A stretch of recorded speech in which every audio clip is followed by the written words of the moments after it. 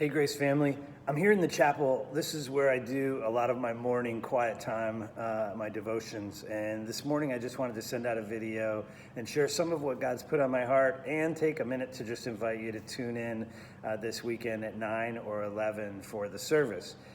This morning, I've been thinking about the Apostle Paul in 2 Corinthians. In 2 Corinthians, Paul is writing, and he's telling the church in Corinth about this incredibly difficult season that he had to go through. He says, I went through all of this so that. And then he explains all that he learned and all that he has applied through that difficult season.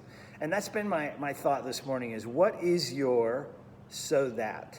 What is your so that as you're going through the coronavirus season, as you're having to spend more time at home with your kids, as you're going through all of what this means for you in particular, what is your so that? This is happening so that. It might be so that you reconnect with your kids, or so that you are slowed down and you're spending more time with God and realize what a gift that is. Maybe it's so that you reconnect with a neighbor that's elderly and you reach out to them and form a new and better relationship. Or maybe it's so that you recognize just how blessed you are and how great we have it in here and with our healthcare system. There's all kinds of application if we ask the question, what is my so that? So that's my encouragement for you this morning. What is your so that? And maybe even begin to journal those. Maybe you don't know yet, but as you sit with the question, maybe you'll begin to have some revelation. Write them down and remember what your so that is. And then I just want to encourage you to be a part of this weekend service. Last week we talked about control,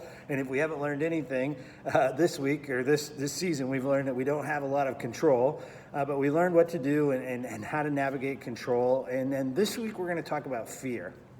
And we're not talking about fear because I sense that everybody is afraid.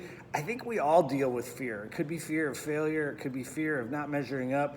I've had moments of fear as I've thought about the coronavirus. Sometimes it's fear for a friend of mine that I know is more at risk. But what do we do when fear rises up? How do we recognize it? How do we deal with it? And what's a godly response to fear? Something that's very natural and normal for all of us. So I encourage you to be a part of the service by tuning in at 9 or 11 this weekend. Let's continue to ask the question, what does God want us to give up? Not just for the Lenten season, but for a lifetime. God bless. I miss you. I can't wait till we're all together. We can shake hands, we can hug, and we can be in the room together. But in the meantime, let's just continue to reach out to each other. Let's continue to be the church. Let's continue to just do the things that God is calling us to do in the wake of these unprecedented days. It's really crazy all that we're going through. God bless.